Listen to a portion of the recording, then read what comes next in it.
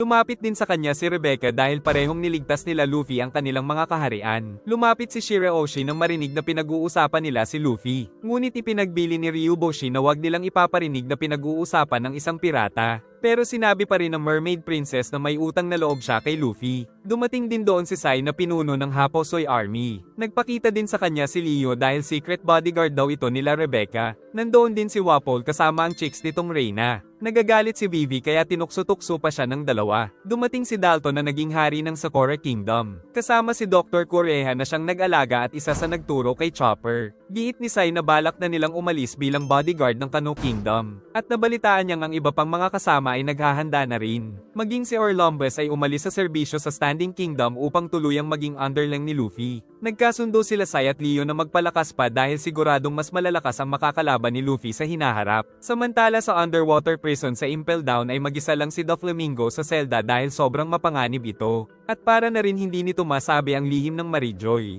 Samantala hawak ng isang nilalang ang wanted poster ni Luffy na dinala sa loob ng palasyo. Saka nagtungo ito sa isang malaking straw hat. Dahil nakarating na rin sa wakas sa itaas si Neptune ay naalala niya ang asawang si Otohime. Pagkapasok ni Stelly ay nakita niya ang mga Royal Army at sa taas ng mahabang hagdan ay nandoon ang bakanteng trono. Tinanong ni Stelly kung pwede siyang maupo sa empty throne. Hindi siya pinayagan ng matanda dahil ito ang simbolo ng kasunduan na nagbubuklod sa lahat ng mga bansa. At ang 20 espada ay simbolo ng 20 hari na nagsimula ng world system. Ang empty throne ay simbolo ng pagkakapantay-pantay ng lahat ng kaharian kasama na ang 5 elders. Ngunit sa kabila ng paliwanag ay naghangad si Boy Engot na makaupo sa trono upang maging hari ng buong mundo. Samantala harap-harapang hinuhuli si Shirahoshi. Dahil hindi totoo na pantay-pantay ang lahat dahil ang Celestial Dragons pa rin ang mas mataas sa kanila. Dahil sa nakakainis na pangyayari ay hindi na nakatiis si Leo, kaya sumugod na rin si Sai. Ngunit pareho silang mabilis na pinigilan ng bodyguard nito na si Lucci. Saka ipinakita ang buong miyembro ng CP0,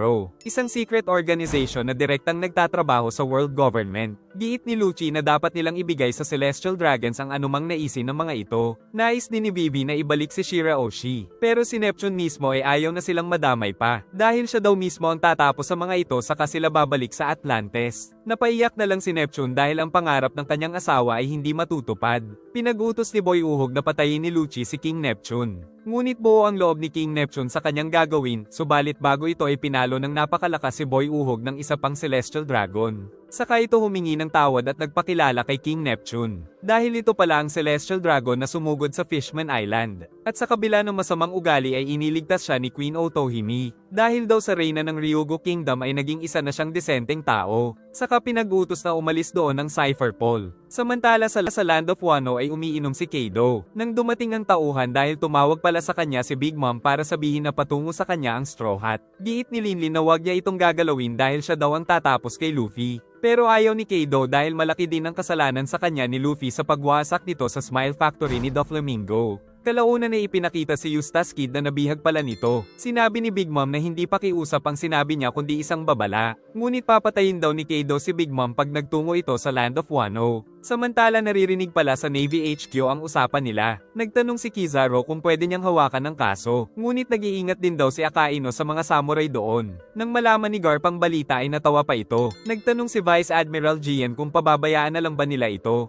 Kaya napag-usapan nila na labas daw sa usapan ng Wano dahil hindi ito kasali sa conference. Giit ni Hina na alam niyang nakalaban ni Garp noon sila Linlin at Kaido nung kasapi pa sila ng Rocks Pirates. Sagot ni Garp na bago pa dumating si Roger ay sila ang mga pinakamalalakas. Giit ni Garp na wag silang mabahala dahil laging may nangyayari na kakaiba. Samantala may nangyaring hindi inaasahan sa loob ng Pangaea Castle. Dahil nagtungo sa 5 elders si Shanks upang pag-usapan ng tungkol sa isang pirata. Sa labas ay may dumating na mga reinforcement ng Royal Army. Ngunit ang isa pala dito ay si Sobo. Pagpasok ay palihim niyang kinunan ng litrato ang loob ng palasyo. Pumasok siya sa isang silid pero may nakakita sa kanyang bantay. Ngunit mabilis niya lang na tinapos ang Royal Guard. Saka siya tumakbo bago pa malaman na nandoon siya. Gamit ang kapangyarihan ni Mancheri ay gumaling kaagad ang gallows ni Shirahoshi. Kaya naging magkakaibigan na ang mga prinsesa. Nagpasalamat din si Neptune sa ginawa ni Asgard. Nagtanong si Leo kung maaari niyang saktan ng ibang Celestial Dragon kung kinakailangan. Pumayag naman si Asgard kung talagang kinakailangan daw ito. Dumating si Pell dahil nag-aalala siya kay Princess Vivi.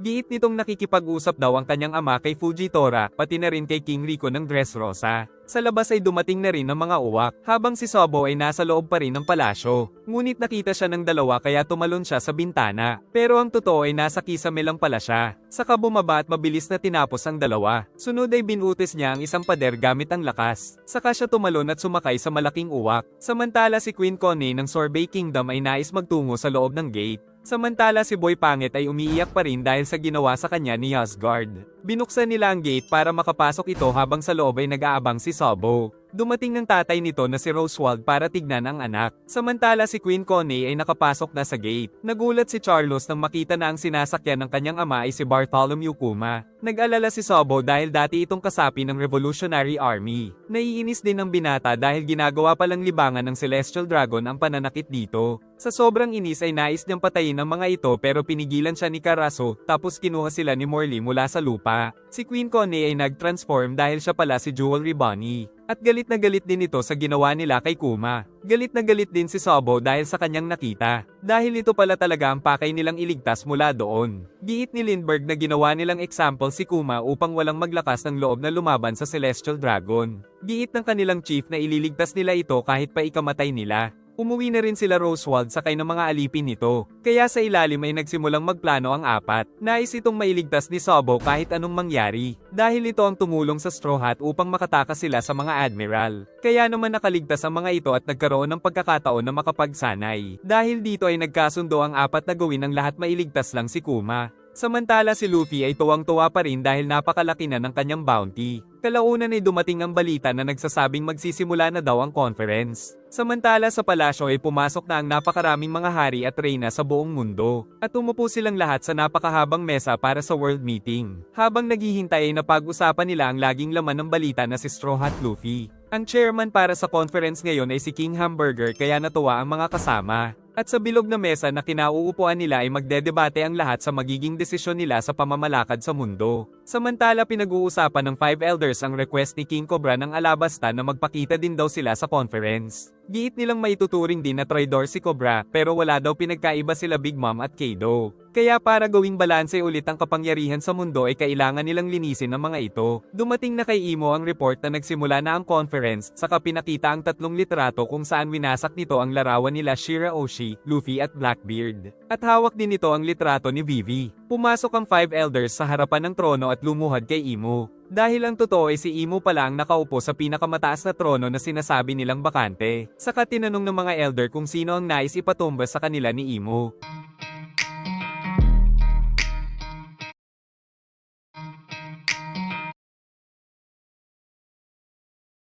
Samantala ang Mink Tribe ay naghihintay pa rin sa pagbabalik ni Master Cat Viper na kasama si Marco the Phoenix. Naiinip na si Blackback kaya maghahanap na din daw siya kay Marco. Pero pinigilan siya ni Roddy dahil ang utos ni Master Cat ay maghintay sila doon. Samantala pinapagaling ni Marco the Phoenix ang sugat ng isang Sphinx na alaga ng isang bata. Kaya naman nakabangon na ito dahil si Marco pala ay ang doktor ng Whitebeard Pirates. Dahil dito ay gumaling kagad ang pinsala ng Sphinx. Kaya umuwi na ito kasama ang batang babae. Naghihintay na si Master Cat na sumama sa kanya si Marco pero napakarami pa nitong pasyente. Kaya isa-isa niya munang sinolusyonan ang mga ito. Giit ni Marco na ito ang village ni Whitebeard. Noon ay sagad daw ang kahirapan ng mga ito dahil sa buwan ng amilyar sa government. At isa sa mga mahihirap ay si Edward Newgate o mas kilala sa Whitebeard na sa murang edad ay naglakbay na agad sa karagatan. Giit ni Marco na palagi daw nagpapadala ng pera si Edward sa lugar na ito dahil ito ang tinuturing niyang tahanan. Kalaunan ay hindi na napigil ang umiyak ni Marco dahil naaalala ang Emperor na tumayong ama ng maraming mga pirata. Kinwento din ni Marco ang tungkol kay Weevil na target daw ang mga may koneksyon kay Whitebeard. Pinaniwala ng kanyang ina na siya ang biological son ng Emperor. Giit ni Marco na hindi nila matukoy kung totoo ito. Subalit kailangan daw niyang mag-ingat dahil siguradong siya na ang next target. Sinabi ni Cat Viper ang plano nilang patayin si Kaido kaya nabahala si Marco para kay Luffy. Nabalitaan ng Straw Hat Pirates sa Jaryo na nagsimula na ang conference at kasali doon sila Neptune. Nang makita ni Sanji si Vivi sa Jaryo ay hinalik-halikan niya ang litrato. Kaya nainis si Nami at binanatan ito. Si Brook naman ay umaasa daw na balang araw ay makita ang panso nito kaya nasapok din siya. Nakita din nila sa litrato sila Viola at Rebecca. Saka naisip ni Sanji na pinag-uusapan siya ng mga prinsesa. Nagulat si Chopper at natuwa nang makita si Dr. Kureha sa litrato. Kaya ginupit ito ng reindeer, pati si Sanji ay kinuha ang litrato ng mga prinsesa. Nang makita ni Nami na may balita din tungkol kina Kaido at Big Mom, nakita nilang hindi pa rin gumagana ang transponder snail. Pero ayos lang daw ito dahil patungo na rin sila sa Land of Wano. Habang naglalakbay ay umaakyat ang isang octopus sa kanilang barko. Nang mapansin ni Nami na merong paparating na bagyo, bigla silang pumasok sa lugar na malakas ang alon. Kaya nakumpirma ni Nami na nasa teritoryo na sila ng Wano Kingdom. Naisip ni Brook na maghintay na tumila ang bagyo, pero nais nang magtungo ng captain sa Wano. Naalala ni Nami ang sinabi ni Kinemon na palagi daw talagang may bagyo sa karagatan ng Land of Wano, kaya wala na silang dapat pang hintayin. Dito pa lang nila napansin ang umakyat na octopus. Saka nabahala sila sa panganib ng karagatan pero napakatapang ng kanilang captain. Tila nagsisignal ang octopus sa mga kakampi nitong isda kaya lumapit ang mga ito. Saka tumalon ang isang napakalaking carp, at sumunod ang mga kasama nito na sinasabayan ng kanilang barko. Subalit sa kabila ng panganib na kinakaharap ay naisip pang kainin ni Luffy ang mga carp kaya kumapit siya sa isa. Pero nagwala ito para mahulog siya. Kalaunan ay dumating ang mas marami pang giant carp, na sinasamahan sila sa pakikipaglaban sa mga alon. Napakalinaw din ng tubig doon dahil kita nila ang mga isda sa ilalim. Nagpatuloy silang sumakay sa alon hanggang sa makarating sa isang waterfall na kasalungat ng ilog ang pag-agos. Kalaunan ay dumating ang mga isda na lumangoy patungo sa itaas. Bumalik si Luffy na may naisip daw na ideya. Saka tinali nito sa barko ang kanyang paa at kumapit siya sa dalawang malaking carp. Kaya naman nagsimulang umakyat ang kanilang barko sa napakataas at nakakatakot na talon. Takot na takot sila pero natutuwa pa ang bida, hanggang sa makarating sila sa tuktok nito. Pagdating sa itaas ay nakita ang nakakatakot na mga bato, subalit hinihigop sila ng napakalaking whirlpool. Pinag-utos ni Nami na bitiwan ng mga carp pero pagkain daw ito ni Luffy, kaya sinapok na naman siya ng dalaga. Pagkatapos ay kinabahan ng lahat dahil hihigupin na sila nito. Kalaunan ay nahulog si Luffy sa dagat, samantala ang octopus ay hinihigop na rin ng whirlpool, at si Luffy ay tuluyan ng lumubog. Saka ipinakita ang napakagandang lupain ng mga samurai. Si Zoro ay nakasuot na ng disguise na kimono, at sa kabila ng pamumuno ni Kaido ay patuloy pa rin ang mga negosyo ng mga ito. Samantala si Frankie ay nagtrabaho muna bilang isang karpintero. Subalit sinabi ng matanda na may mali daw sa ginawa niya, dahil masyado daw perpekto ang pagkakagawa nito. Magpapakilala sana siyang isang master shipwright pero naalala na nakadisguise nga pala sila.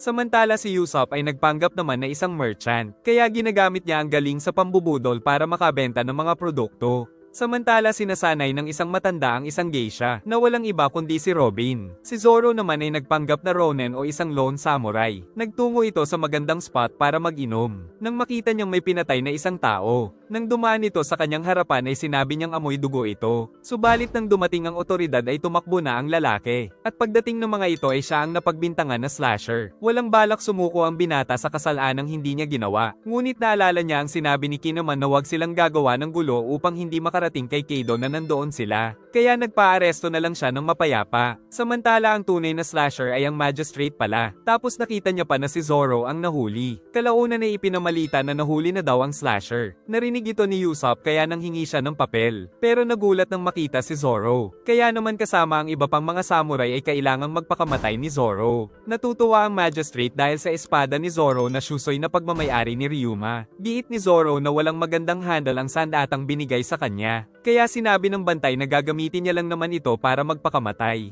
Nais din daw nito na tulungan si Zoro na magpakamatay. Naghanda si Zoro na magsagawa ng sepuko, pero hindi niya ito tinuloy. At sinabing may naamoy daw siyang dugo, dahil nasa harapan niya daw ang tunay na slasher. Kaya gamit ang maliit na kutsilyo ay tinapos ni Zoro ang magistrate. Samantala sinipit si Luffy ng isang alimango sa ilong. At nalaman na nakaligtas pala siya at hindi din nawala ang straw hat niya. Nagtungo siya sa Sunny pero nawawala ang mga kasama. Dahil sa ginawa ni Zoro ay kinalaban siya ng mga samurai. Subalit gamit lang ang maliit na kutsilyo ay natalo niya ang marami sa mga ito. Nakakuha siya ng isang espada kaya mas naging madali ang pakikipaglaban. Samantala narinig ni Luffy ang ingay sa gubat. Saka tumalsik ang isang hayop patungo sa Sunny. Pero hindi niya matukoy kung aso ba ito o leon. Mula sa gubat ay lumabas ang isang babon na magaling sa espada. Nagsimulang maglaban ng dalawa hanggang sa makagat nito ang babon. Ngunit nasuntok naman nito ang lion dog. Naalala ni Luffy kung ano ang nangyari sa kanila. Dadalhin ni Sanji sila Carrot at Nami upang iligtas ang mga ito. Nais daw sumama ni Chopper pero giit ni Sanji na masyado na daw mabigat.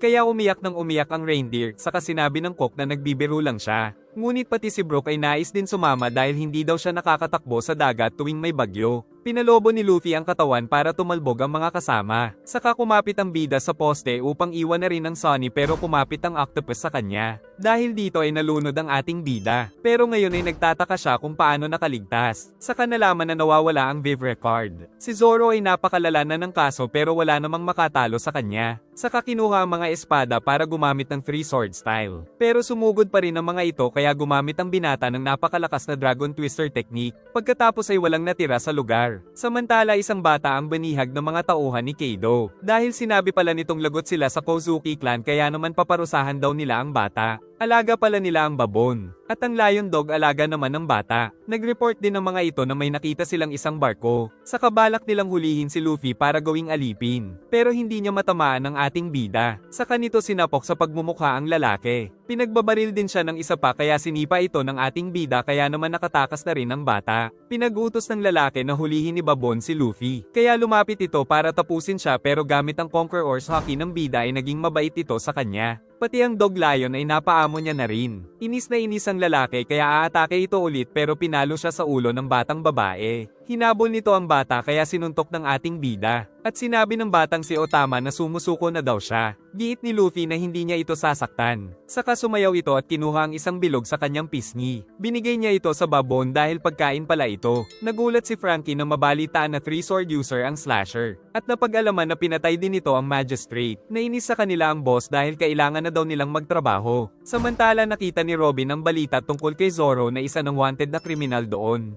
Napadaan din si Usopp kaya nakita ang gulo na pinasok ng kaibigan. Napansin ng bantay na parang kilala ito ni Usopp. Kaya nagpanggap siyang natatakot sa slasher kaya hulihin na daw nila ito kagad. At naniwala naman sa kanya si Engot. Nakita ni Zoro na isa na siyang wanted sa Land of Wano. Binibigyan ni Otama ng pagkain ng babon pero tinakot pa siya nito. Kaya binato niya na lang ito sa bunganga ng unggoy. Dahil dito ay naging mabait na sa kanya ang babon. May devil fruit din pala ang bata, mabuti ay hindi kinain ni Luffy ang binigay nito. Ang lion dog daw ay si Kamocheo. Dahil din sa bata ay nakumpirma ni Luffy na nasa Land of Wano siya. Kinwento ni Otama na nagsha-shopping daw siya, nang salubungin siya ng mga tulisan kasama ang babon. Ngunit pinrotektahan naman siya ni Kamocheo. Kinuha daw ng mga ito ang ipinamili niya. Kaya nasabi niya ang pinagbabawal sabihin na lagot sila kapag bumalik ang Kozuki clan. Ito ang dahilan kaya siya banihag. Kaya nagpasalamat siya sa pagliligtas ng bida. Kalaunan ay dinala nila ang barko sa tagong lugar. Naghahanap ng makakain si Luffy kaya ililibre na lang daw siya ni Otama. Sumakay si Otama sa lion dog upang mapabilis ang paglalakbay.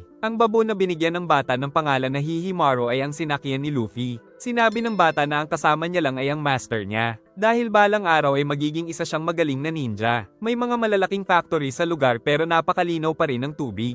Nagtungo sila sa bahay at nagsimulang magluto si Otama. Saka nito binigay sa bida ang bagong luto na kanin. Napansin ni Luffy na hindi ito kumakain. Mamaya na daw giit ng bata dahil kailangan niyang maging maliksi. Pero narinig ni Luffy na nagugutom na rin pala ito. Dumating ang isang samurai na nagtataka kung ba't nandoon si Luffy. Nakita pa nitong kinain din ni Luffy ang kanin kaya mas lalong nagalit. Samantala si Otama ay uminom na lang ng tubig para mapawi ang gutom. Nang makita niyang tumalsik si Luffy mula sa bahay nila, giit ng bida na ipinagluto siya ni Otama. Nagalit pa rin ang samurai dahil ilang araw na daw na hindi kumakain ang bata. Dahil kahit magtrabaho daw ito ng magtrabaho ay pang isang tao lang ang nabibili nilang pagkain. Nang tignan ni Luffy ang paligid ay bakas ang labis na kahirapan ng lugar. Nais daw ng matanda na sa tuwing kaarawan ni Otama ay makakain man lang ito ng kanin. Subalit kinain lang ito ni Luffy. Giit ni Otama na niligtas nito ang buhay niya. Ngunit tila hindi na maganda ang kalagayan nito. Kaya naisip ng master niya na uminom ito ng tubig sa kontaminadong ilog mula sa factory ni Kaido. Dagdag pa ng matanda na pwede naman silang lumipat pero may hinihintay daw kasi dito si Otama. At ito ay walang iba kundi si Ace. Tinanong ni Luffy kung si Portgas D. Ace ang hinihintay nito. Kaya sinabi ni Luffy na patay na si Ace. Pero ayaw maniwala ni Otama sa kanyang nalaman. Nagalit ang master dahil sinabi niya lang ng biglaan kay Otama ang katotohanan. Giit ng bida na hindi na magbabalik si Ace kaya hindi na sila kailangang maghintay. Mas lalong nainis ang samurai nang malaman na isang pirata pala si Luffy. Nagpakilala din ito na si Hitetsu na isang swordsmith. At meron din daw itong matagal nang hinihintay. Isang taon nang nakalipas ay dumating daw si ex-Drake na tauhan ni Kaido upang maghasik ng lagim. Isang lugar na lang daw ang natitirang masagana doon dahil ang pinuno ay tauhan din ni Kaido. Pero ang iba pang mga lugar ay wala nang natira. Kwento nitong 4 na taon nang nakalipas ay naghihirap na sila sa village. Pero isang araw ay napadpad doon ang barko nila Ace. Kaya kinuha ng mga tao ang mga pagkain ng mga nanghihinang pirata. Pagkatapos nilang kumain ay saka palang tumakas si Ace. Tapos na natili pa doon ng mga pirata kaya natulungan sila ng mga ito na muling magsimula. Ikinatuwa naman ni Luffy ang kanyang narinig. Samantala patungo ang reinforcement ng mga tinalo ni Luffy sa Kuri Beach. Ang boss nila ay walang iba kundi si Basil Hawkins na sinabing siya na ang bahala. Nagtanong si Luffy kung saan siya makakakuha ng pagkain at kung saan merong doktor. Giit ni Hitetsu na meron sa Hilaga, pero nagbabala ito dahil nagpapatrolya daw ang mga alagad ni Kaido. Sagot ng bida na malakas naman daw siya. Dahil dito ay binigyan na rin siya ng matanda ng disguise. Naramdaman din ni Luffy ang aura ng isang espada kaya hiniram niya muna ito. Sinabi ni Hitetsu na napaka-rare daw ng espadang ito na ginawa pa ng kanyang mga ninuno. At ang tawag dito ay Kitetsu II. Ngunit pinapaliwanag pa niya ang tungkol sa mga espada ay umalis na pala si Luffy. Hinabol niya ang bida dahil bawal daw nitong dalhin ang mahalagang espada. Kaya ang espada ni Hitetsu ang kinukuha niya pero rare din daw ito. Ngunit hinagis ni Luffy ang matanda para makatakas. Kalaunan ay dumating ang Lion Dog kaya sumakay sila dito para mas mabilis. Nang magising si Otama ay naiiyak pa rin ito nang maalala na wala na si Ace. Naalala ni Otama na noon pa lang ay nais niya nang sumali sa pirate group ni Ace. Pero sinabi ni Ace na kailangan niya munang maging isang malakas na ninja. Kaya ngayon ay nalulungkot si Otama dahil hindi na siya makakasali sa crew ni Ace. At naiinis din siya kay Luffy dahil binigla siya nito. Pagdating nila sa lugar ay wala silang nakita kundi ang mga factory na pagmamayari ni Kaido. Sa natitirang masaganang lugar ay natatakot ang mga tao sa slasher. Samantala si Zoro ay kumakain lang ng kumakain. Isang babae ang hinahabol ng mga tauhan ni Kaido nang maramdaman ito ng swordsman. Nakita nila Luffy ang mga hayop kaya naisip niyang bakit hindi nila ito hulihin. Sagot ni Otama na umalis na kasi ang mga samurai na kayang manghuli sa mga ito. Isa pa ay kontaminado din ang mga hayop dahil umiinom sila sa maduming tubig dahil sa factory. Dagdag pa ng bata na meron daw farm sila Kaido para sa pagkain. Pero ang mamamayan ay nagugutom. Nakita ni Luffy na hinahabol ang isang babae. Ngunit sumugod si Zoro at tinapos ang mga sinasakyan nila. Natakot ang mga ito nang malaman na si Zoro ang wanted. Sa isang atake ng binata ay talsik ang mga espada nila. Saka sila nito mabilis na tinapos gamit ang espada. Kaya kinuha niya na rin ang alak ng mga ito at uminom ng marami habang nagpapasalamat ang babae. Nakita ni Luffy na parang kilala niya ito. Kaya sa wakas ay nagkita na rin sila pero kumapit sa kanya ang captain kaya hindi siya makahinga. Naamoy ni Luffy na may dala itong pagkain kaya humingi siya. Saka sinabing kontaminado ang mga hayop doon. Kaya daw pala sumakit ang tiyan ni Zoro. Aalis na sana sila ngunit dumating naman si Basil Hawkins upang arestuhin sila. Nilabas nito ang espada at nagsimulang sumugod. Kaya naghanda din ang dalawa sa pakikipaglaban. Nang ilabas ni Luffy ang espada ay nakita ni Zoro na isa ito sa mahalagang espada. Pero ayaw itong ipakita sa kanya ni Luffy. Dahil gagamitin niya daw ito para tapusin ang mga kalaban. Nag-aaway pa ang dalawa kaya pinag-utos na ni Hawkins na sumugod. Tinapon ni Luffy ang lalagyan saka sumuntok siya habang hawak ang espada. Si Luffy ay pinipilit pa rin gamitin ang espada. Si Zoro ay pinaghihiwa ang mga ito. At nagpatuloy sila sa bakbakan samantalang si Otama ay nahihirapan na. Sumugod si Luffy sa maraming kalaban pero hindi naman ginagamit ang espada. Saka pinahaba ang kamay at pinutol ang mga espada nila. Samantala si Zoro ay nakapitan ng buhok ng isang kalbo. Si Luffy naman ay pinalo ng malaking maso. At sa lakas ay nag-crack ang lupa sa buong paligid. Kaya nahulog si Luffy ngunit agad itong nakakapit patungo sa itaas pero umatake na naman si Boy Maso. At nang pinutol ni Zoro ang buhok ay nahulog si Boy Kalbo. Si Luffy naman ay walang awang sinipa sa pagmumukha si Boy Maso. Natakot ang mga natitirang kalaban kaya humingi ng tulong sa boss. Sunod ay tinalo ni Luffy ang mga nakasakay sa dinosaur. At muntik pa siyang makagat ng isang butiki kaya binalibag niya ito. Bago ito tumama kay Hawkins ay tinusok niya ang kawawang butiki. Nang magalit si Zoro ay umatake ito, saka tinamaan si Hawkins sa pagmumukha. Pero dahil manggagamit si Hawkins ay ang tauhan niya ang namatay. Saka lumabas ang dummy sa loob ng katawan dahil nabawasan siya ng isang buhay. Giit ni Basil Hawkins na hindi siya madaling mamatay dahil unang mamamatay ang mga tauhan niya. Nagsimula si Hawkins ng card game. At nag-transform na naman ang espada ni Hawkins sa nakakatakot nitong anyo. Kung saan lumabas ang isang malaking nilalang na nag-transform na isang nakakatakot na halimaw. Bumunot ng baraha si Basil pero malas ang lumabas kaya kinailangang may mamatay na isa sa mga bata niya. Sunod ay bubunot naman siya para kina Luffy. Pero kinuha sila ni Kamachayo dahil kritikal na ang kondisyon ni Otama. ngunit hinabol sila ng mga bata nito. Kaya pinrotektahan nila ang Lion Dog mula sa mga butiki, tapos pinagsusuntok pa ni Luffy ang marami sa mga ito. Si Basil naman ay patuloy sa pagdraw ng baraha. Hanggang sa makapag-draw ng magandang baraha kaya hinabol ng malaking halimaw sila Luffy. Naging halimaw na din ang mukha ni Basil. Malapit na sa kanila ang halimaw kaya si Zoro na daw ang bahala dito. Umatake si Zoro ngunit nasa lag lang nito. Saka matapang siyang nakipaglaban sa napakalaking sandata nito habang nakasakay sa likod ni Kamochayo. Pero ang Lion Dog ang nasaktan sa impact. Dalawang kamay na ang ginamit ni Basil para mas malakas. Kaya gumamit ng gorilla mode si Zoro at napatalsik ang sandata nito. Kinalmot naman siya ng kuko ng halimaw pero na-deflect din ito ni Zoro. At pinuntirya pa nito ang dalawa ngunit nailigtas ng swordsman. Umatake na naman si Zoro kaya namatay na naman ang isa sa mga bata nito. Nang pinaghihiwan niya ang katawan ng halimaw ay marami sa mga bata ni Basil ang namatay. Umatake na naman ang umatake si Basil pero napakalakas din talaga ni Zoro. Kaya umatake siya ng napakaraming pako mula sa bibig na agad naman na pinagsasalag ng swordsman, ngunit unti-unti siyang nasusugatan dahil sa sobrang dami. Saka ito umatake ng napakalakas kaya yumanig ang paligid pero naputol ni Zoro pala ang kamay nito. At nang gumamit ng teknik ang swordsman ay napakalupit niyang winasak ang katawan ng malaking halimaw. Pagkatapos nito ay nakita ni Hakan sa baraha na may tutulong daw sa kanila kaya makakatakas ang mga ito. Nagpatuloy sa pagtakbo si Kamochayo habang si Zoro ay binubunot ang mga pako na tumusok sa kanya. Hanggang sa tumigil ang Lion Dog dahil hindi niya alam ang tamang daanan. Naisip ni Zoro na magtungo sa kanan, giit naman ng babaeng niligtas nito na kumaliwa sila. Nagpakilala ang babae na si Atsuro, at nagtatago pala ito sa buntot ng Lion Dog. Tinulungan din nito si Otama, tapos niyaya pa sila sa kanyang tea house kaya nagalit si Zoro. Sagot ng babae na meron silang medical herbs para sa laso na nagmula sa ilog. Kaya nagtungo na sila sa kaliwa. Nakarating sila sa Akobo Town. Binigyan ng babae ng dango dumplings ang isang matanda kaya labis itong nagpasalamat. Ang babaeng ito ay si Okiko na isang waitress sa tea house. Dumating ng isang mataba na pinalayas ang matanda kaya nasayang ang pagkain. Saka sinabi nitong kung magiging asawa niya ang dalaga ay hindi na nito kailangang magtrabaho. Ayaw sa kanya ni Okiko kaya sinabi ng lalaki na siya daw ang kinatatakutang #1 sumo wrestler na si Urashima. Kalaunan ay dumating ang owner na si Atsuro. Kaya hindi na nila napansin ang mayabang na sumo wrestler. Tapos sinabi pa ni Zoro na nakaharang ang mataba nitong puwet kaya nagalit ito pero nang gumamit ng hockey ang binata ay natakot si Urashima.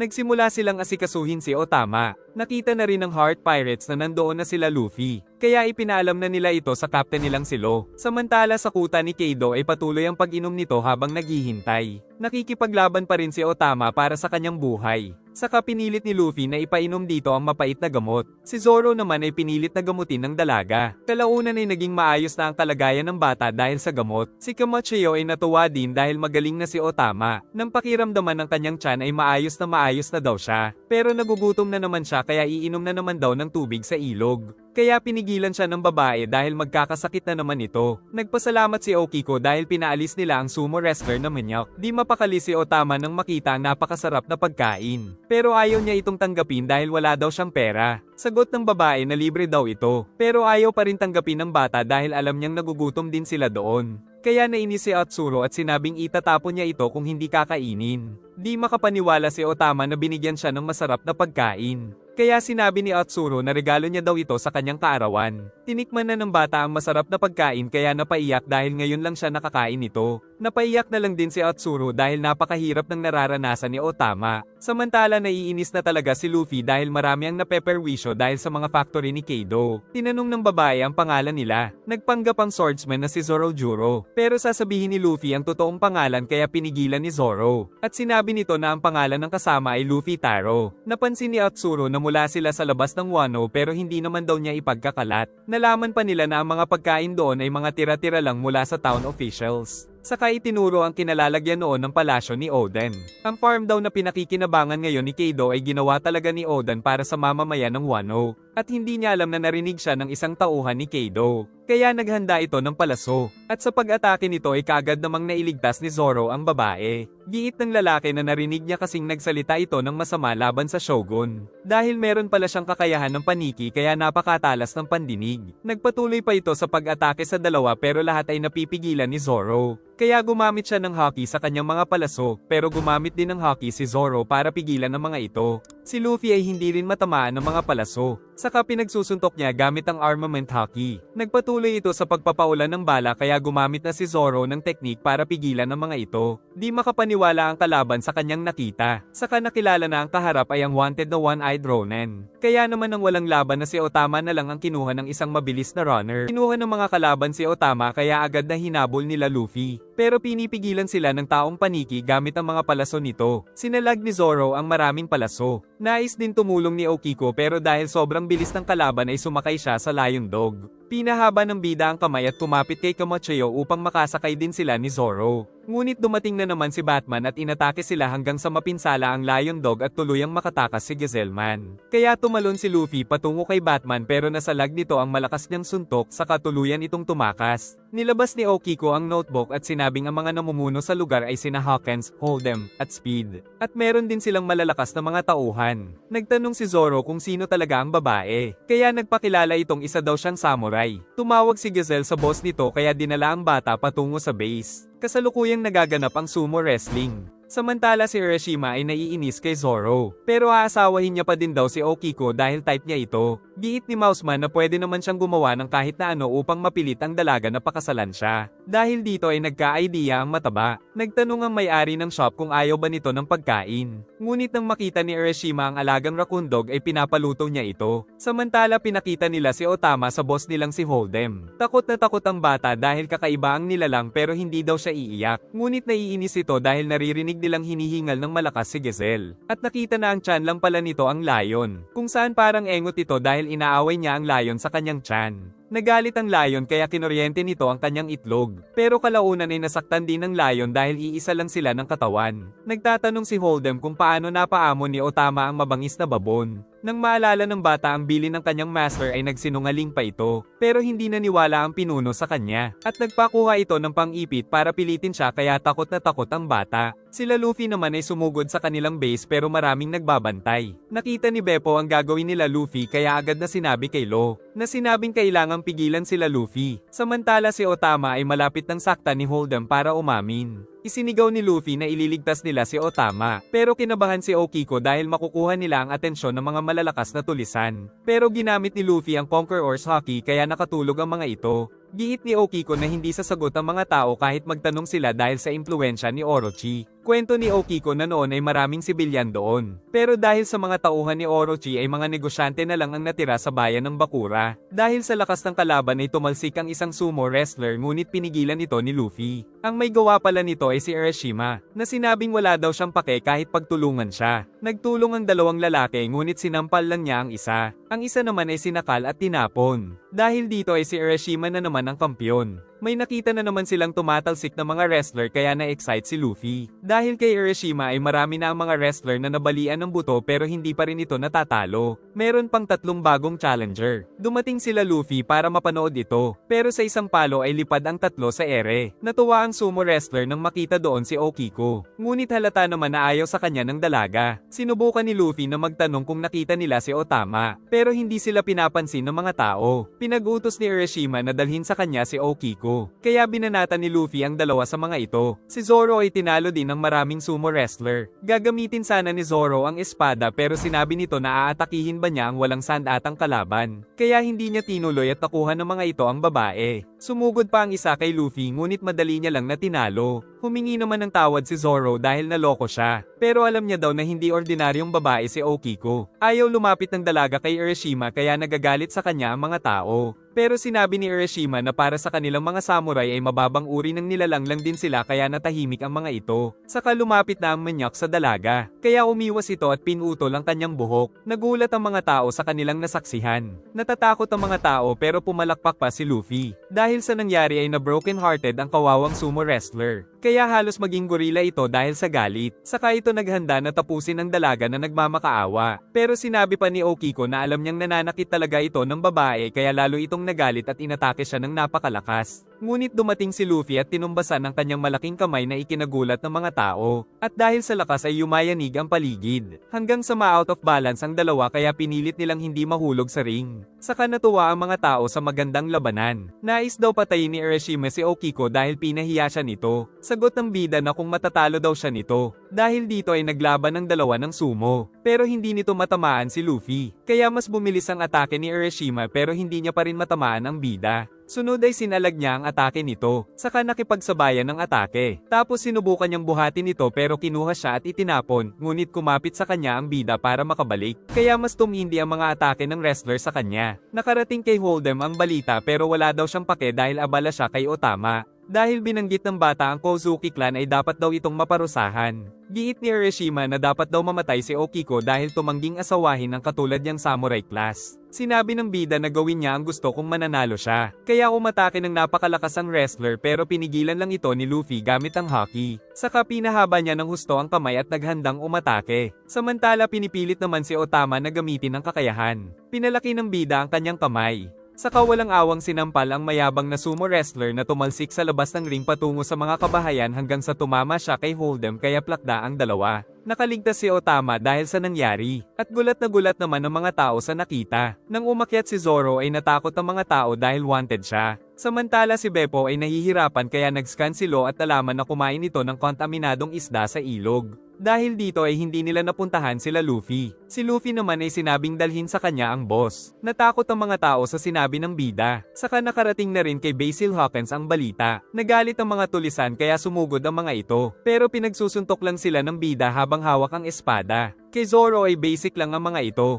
Nagpapanggap pa si Okiko pero alam daw ni Zoro na malakas ito. Kaya nang sumugod ang kalaban ay mabilis lang niyang tinatalo ang mga ito. Saka nagpatuloy sila sa panggugulpi sa mga kalaban. Samantala sa Akobore Town ay umiiyak na ang isang bata sa gutom. Saka dumating ang isang lalaki na naghahanap din ng halamang gamot. Samantala sa Paradise Town ay napakaraming masasarap na pagkain. Pero hindi binabayaran ng sapat ang mga manggagawa doon saka sinipa pa ang matandang nagreklamo. Tuloy pa rin ang pag-ubos ng tatlo sa mga kalaban. Saka nalaman nilang si Hold'em ang namumuno doon. Tatakas na sana ang bata ngunit nahuli siya ng layon. Saka binuhat ni Hold'em si Urashima at binalibag. Tapos nakita nila si Luffy na hinahanap ang boss. Binuksan ng malaking gate at pumasok ang napakasarap na mga pagkain kaya natuwa ang isa pang boss na si Speed. Tapos nagtungo si Speed sa nawasak na lugar ni Luffy. Dumating si Hold'em na galit at dahil sa kakayahan nito ay nalaman niya kung ano ang nangyari. Nakita din nila na nasa bungangan ng layon si Otama. Tapos pinagbintangan pa silang tauhan ni Shutenmaru the Thief. Saka nagbanta itong papatayin ng bata pag kumilos sila ng masama. Samantala paparating na rin doon si Hawkins. At nakita nila Lo na gumawa na talaga ng eksena sila Luffy. Pinakilala ni Hold'em na si Kamijiro ang layon sa kanyang tiyan. Gagawin daw sila nitong hostage para mahuli din si Shutenmaru. Giit nitong ang grupo ni Shutenmaru ang nagnanakaw ng mga supply nila pero wala talagang alam dito sila Luffy. Giit ng dalaga na wag na daw nila itong galitin.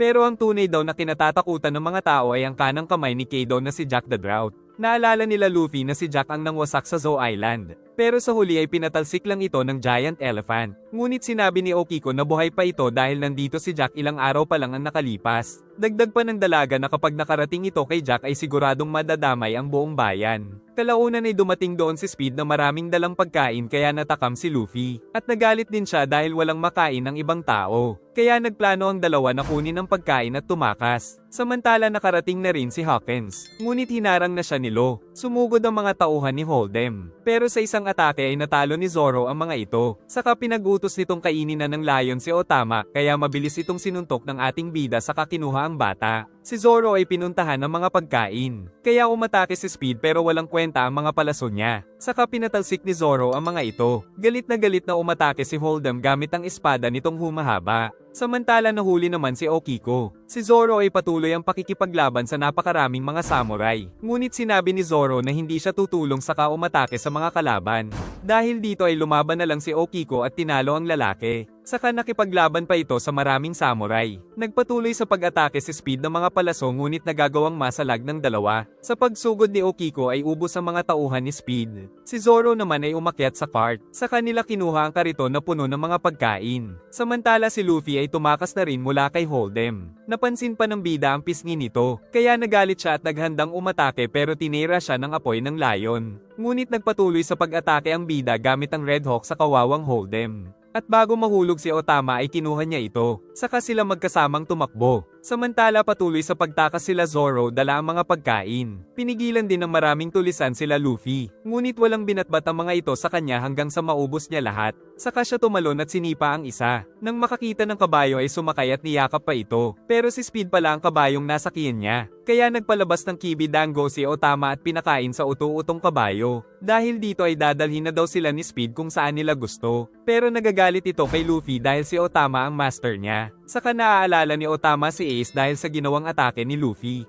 Ayaw magpakilala ni Lo dahil ayaw niyang malaman ni Kaido na nandito siya. Agad niyang ginamit ang room sa paligid. Dahil sa kakayahan at dahil sa tato ay naisip ni Hawkins na ito si Lo. Itinapon nito ang isang bato. Saka nag-teleport siya gamit ito kaya walang nagawa si Hawkins sa kanyang atake. Pero ang tauhan nito ang nahati. Sunod ay gumamit siya ng injection shot sa katawan nito. Ngunit ang isa pang tauhan ang namatay. Ginamit ni Hawkins ang straw sword kaya inatake ito ni Lo pero natanggal pa rin ito ang helmet niya. Nakarating na rin sila Luffy sa treasure ship kaya inutusan si Horse Lina na umakyat. Sa pagmamadaling kumain ay nabulunan pa si Luffy. Ngunit may mas importante pa daw kaya tumalon ito ng napakataas. Nang makita nilang si Lo ang kaharap ay sumugod ang mga tauhan ni Hawkins ngunit pinutol sila nito. Saka pinalutang patungo kay Basil tapos nag-teleport at nagtama ang mga espada nila. Dahil wala ng proxy si Hawkins ay nanganganib na ang buhay niya. Kalaunan ay may nag-report kay Hawkins na may tumalo daw kay Hold'em kaya nakarating kay Kaido ang balita na siyang kinakatakot ni Lo. Tapos nakita nila na paparating ang treasure ship na ninakaw nila Zoro. Kaya umakyat doon si Lo na nagagalit dahil sa ginawa nila. Sa likod ay hinahabol pa rin sila ng mga kalaban.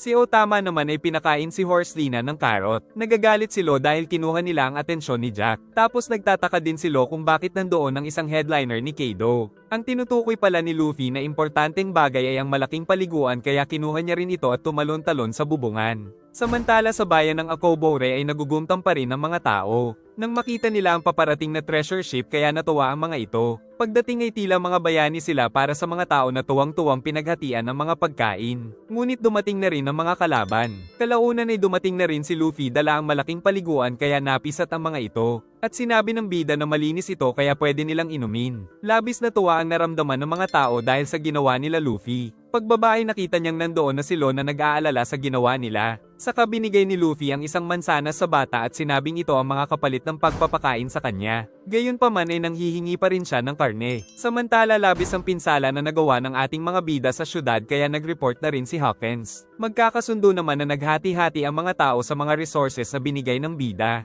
Labis na nasarapan si Otama sa binigay ni Luffy na mansanas. Giit ng bida na ang pangarap niya ay ang makakain sila ng masarap araw-araw bago siya umalis sa lugar. Naalala naman ni Otama na sinabi din ito sa kanya ni Ace kaya labis ang kanyang kasiyahan. Giit ni Lo na kailangan na nilang umalis. Dahil kailangan nilang magtungo sa gumuhong Oden Castle. Si Otama naman ay sumakay na kay Speed upang umuwi sa kanyang bahay. Bago siya umalis ay labis na nagpasalamat si Otama sa ating bida. Pagkatapos ay nagpasalamat din ng mga bata doon dahil nabusog daw sila ng sobra. Kaya sa kanilang pag-alis ay nagpasalamat din ang buong village. Saka sumakay